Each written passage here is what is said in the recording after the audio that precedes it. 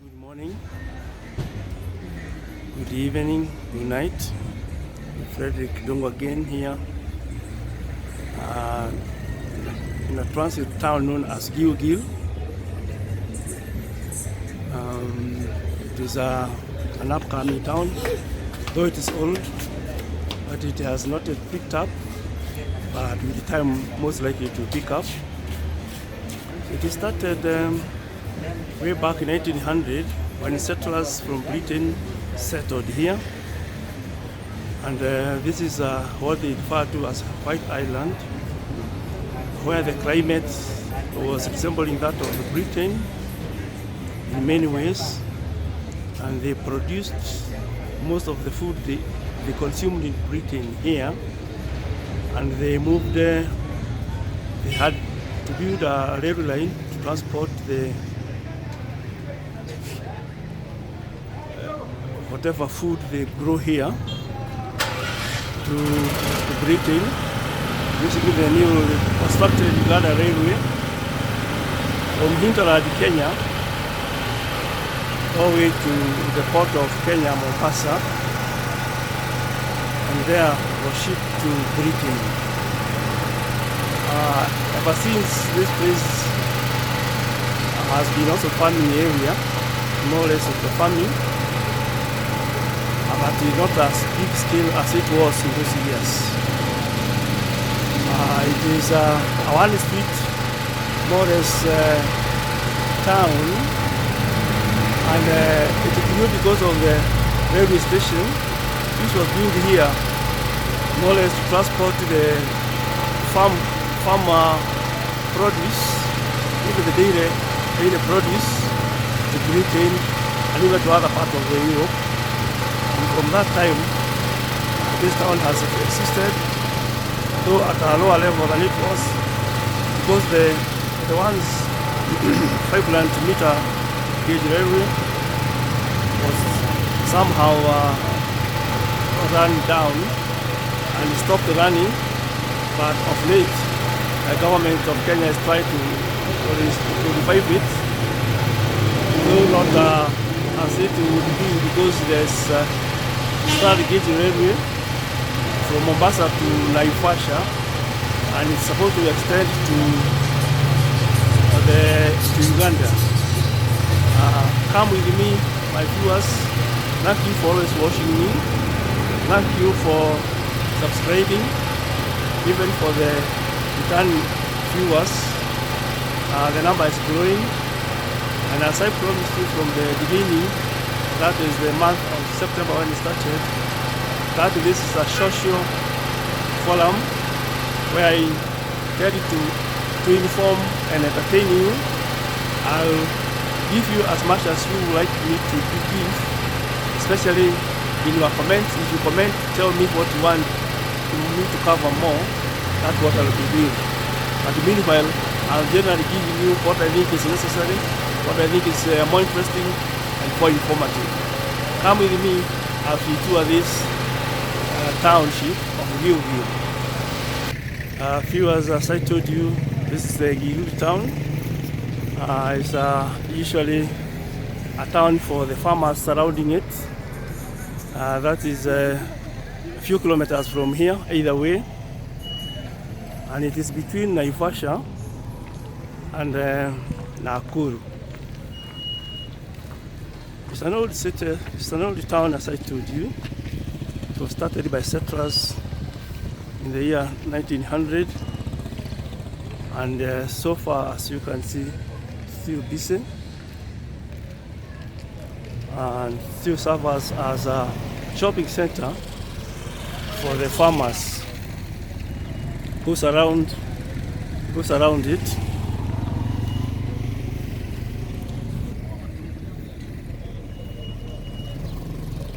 And it has got several banks. Here we have got Absa Bank. That's Absa Bank, formerly Barclays Bank.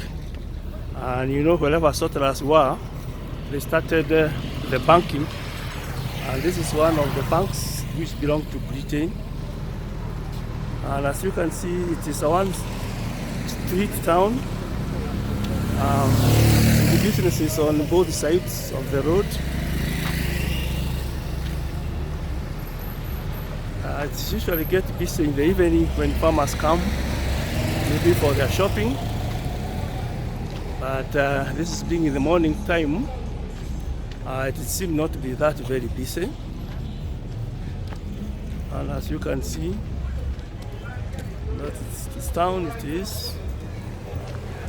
But the number of the vehicles tells you the customers or the business owners stay far away from the town and they come to do business here. Most of the farming community here deal with subsistence farming. Some of them do daily farming, traditional cattle, generally the Maasai tribe, who inhabit part of Rift Valley. They are near here.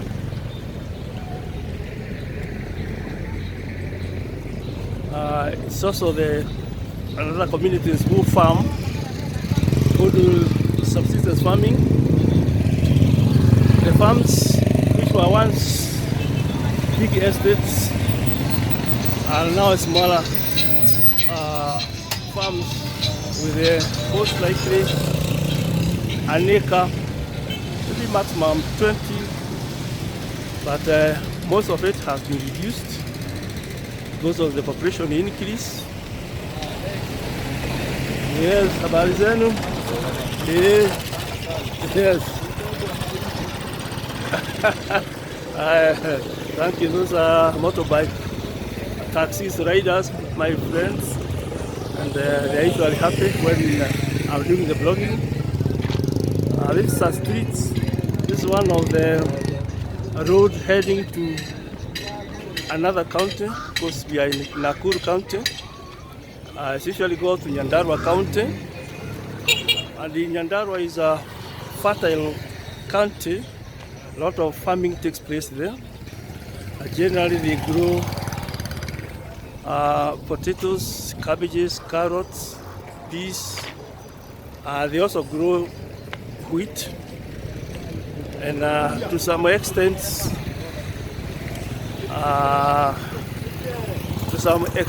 they do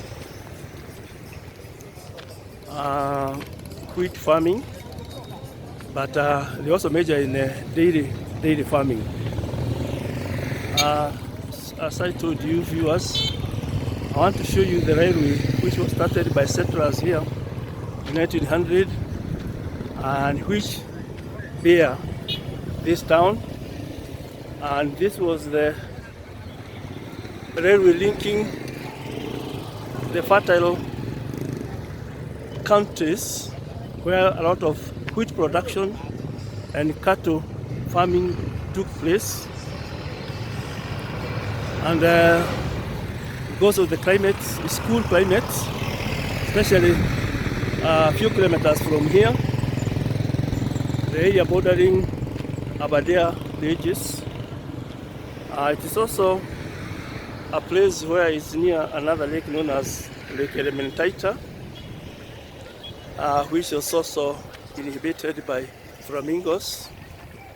And as you can see, it's not as busy town.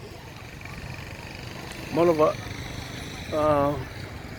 it is busy in the evening rather than in the daytime. I want to show you, this is the area of railway area, and you can see all those buildings there belong to railway.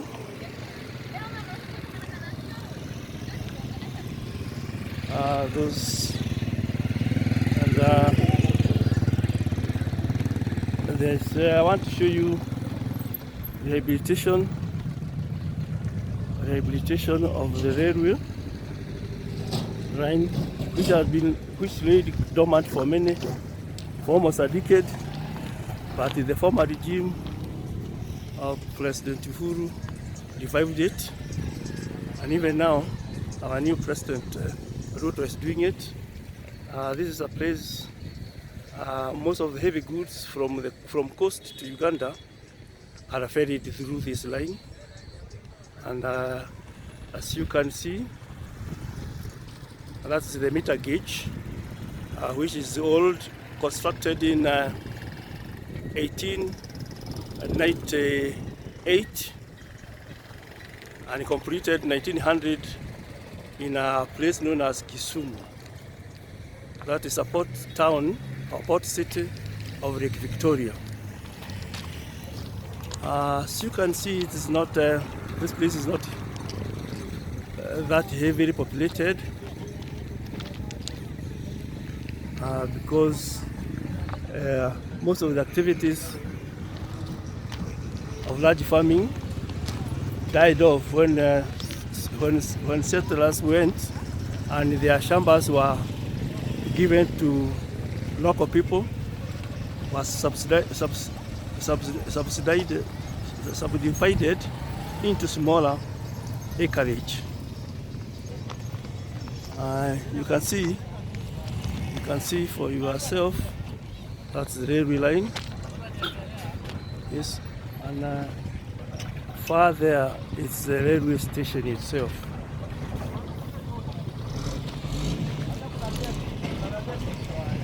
And as usual, in every place you see vendors. There are vendors selling their wares on the near here. As we get out of town, going out there, there are vendors growing their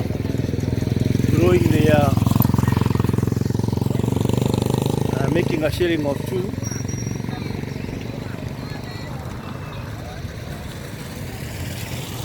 And it's almost getting out of town, the outskirts of GILGIL town.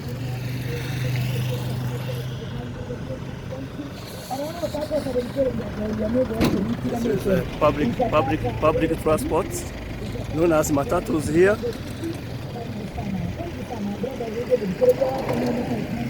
Traveling passengers to Nyahururu.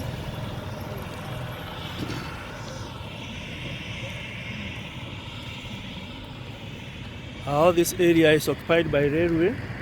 That's why it seems to be a land without use. They had taken a big chunk of it because settlers used it for collection of all the farm produce which was being shipped to Britain, because this was their Kenya.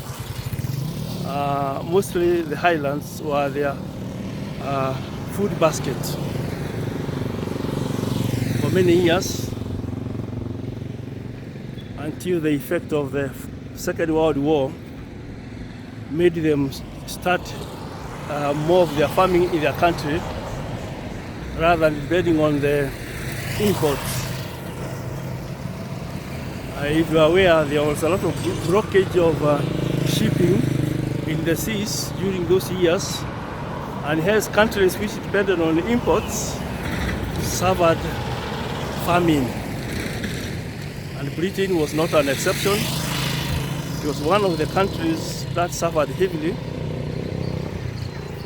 because of the blockage of the sea.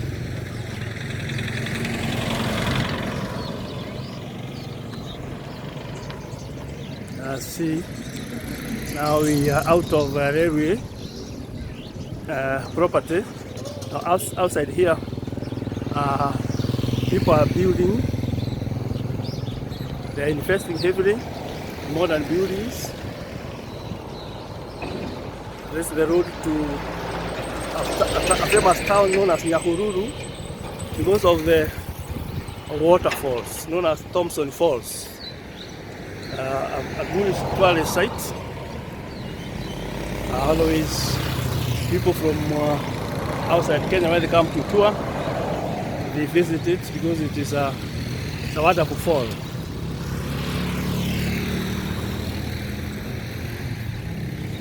Viewers, as you can see, this modern building here, a modern building, and a busy road connecting Nakuru County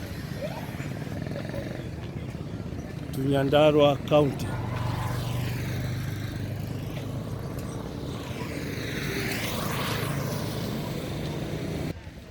Yes, viewers, again, this is still GILGIL, showing you the part of outskirts of GILGIL.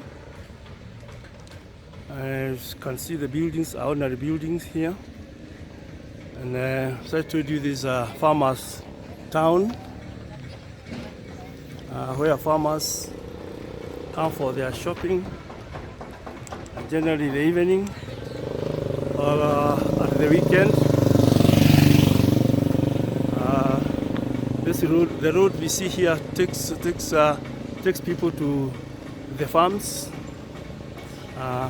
which extend several kilometers away from the town.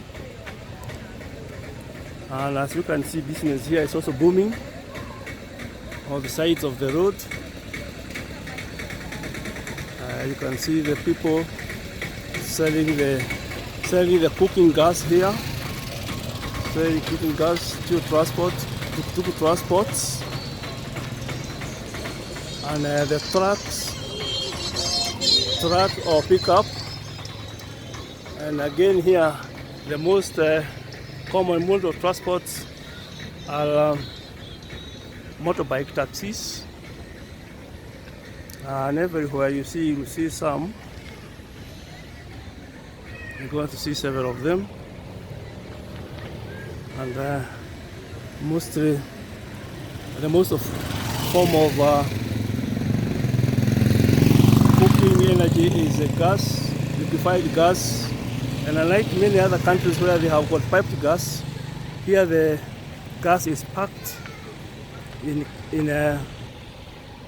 that form, as you can see it there. Several measures. There could be 13 liters, 13 kilograms, 6, 3, and even 15 kilogram jug. Alongside, as we can see also here, there is a supply of electricity. As we can see, the transformer. The government of Kenya has really tried the last 20 years to, most likely the last 11 years, to supply electricity to almost every homestead. So far they have not succeeded. There could be somewhere in 70%, but it's a big change. Since before, almost 20% of the people had the electricity connection. So you can see motorbike taxis here. That's mode of transport, especially in the rural area. It's the last mile transport. And now they're also going up towns because the public transport, matatus, don't go to all the areas, especially in the rural areas. They don't reach there. So the people here uses the motorbike for their transport needs. As I told you, farmers here come in the evening, so towns look somehow empty. Business is low, but in the evening it will be booming. Farmers will come. They are taking care of their animals, weeding. Here most of the farming is done manually, so it's labor intensive, and in most cases farmers do it for themselves. So they take all the day long, tillering their farms or weeding their farms. That is the one part of GILGIL. Now I want us to go see more of the railway line. Because as you can see, this is part of the outskirts of GILGIL town. There's some of the people who have invested here and live here at the fringe of boundary of railway town. Because GILGIL was a railway transit, so most of the land, prime land, was allocated to it, or was allocated by the colonizers, and people are outside this area, though there was some encroachment, but government moved them out of its property.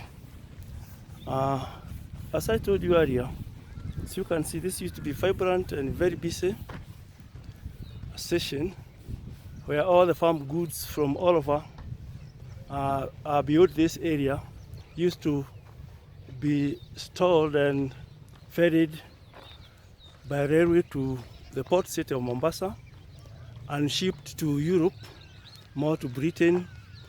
As I told you, this was their farms which produce their food, mostly the wheat, barley, sorghum, and they also a lot of animal produce or dairy produce, the sheep, which produced a lot of wool, and the wool was taken to Britain for processing and the manufacture of textile products.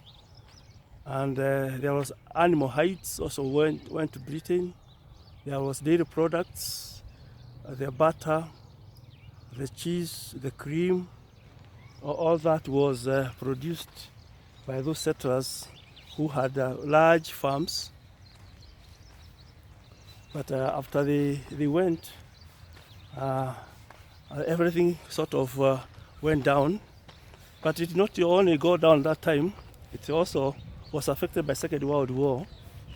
As I told you earlier, of the blockage of the sea, so they could not export from Kenya to Britain, and that also made them change and started producing their own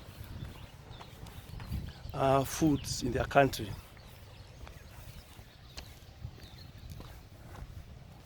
And this area is protected, so I'm not take pictures here. I want you to see it, the railway lines, the railway station, and the former railway station here.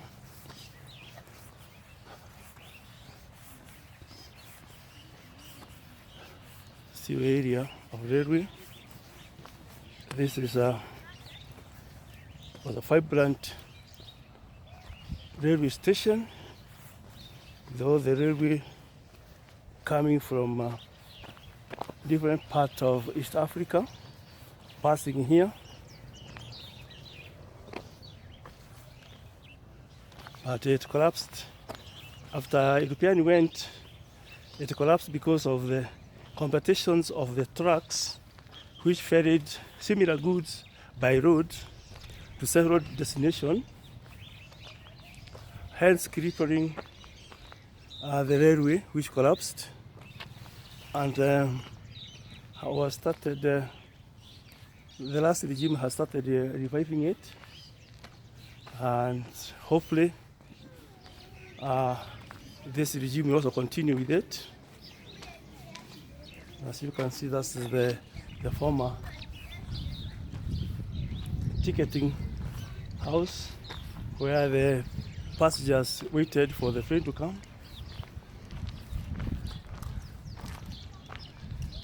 And you can see they have also said this is a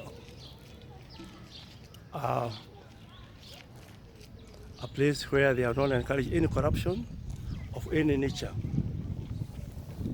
Kenya still fights with the corruption, and this is green government corporation. They are doing much to fight corruption. And this is the facial animation of the railway, as you can see it there. And there, as you can see, there is a building under construction there. That will be the new passenger waiting room, as the government is encouraging people to use the railway rather than the public transport, so they can also rely on the government transport, which is cheaper and safer than matatus. And especially matatus usually hike their fares depending on the demand. So a place which you may be being charged $10, you find during the time of festivities climbing all to $20.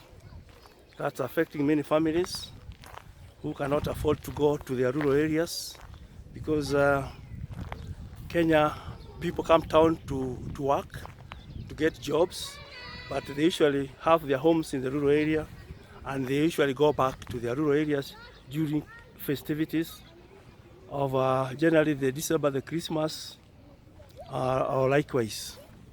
So viewers, with those few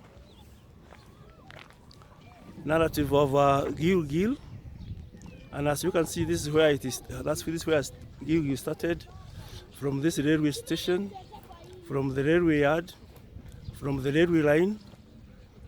I say bye bye, and thank you for watching. Please remember to like, share, comment, and subscribe. Friend Rick Dongo from Kenyatta Road, Juja, Kenya. But this blog is from Gilgil, a town in Nakuru County, and it is almost a transit town. Bye bye, see you next vlog.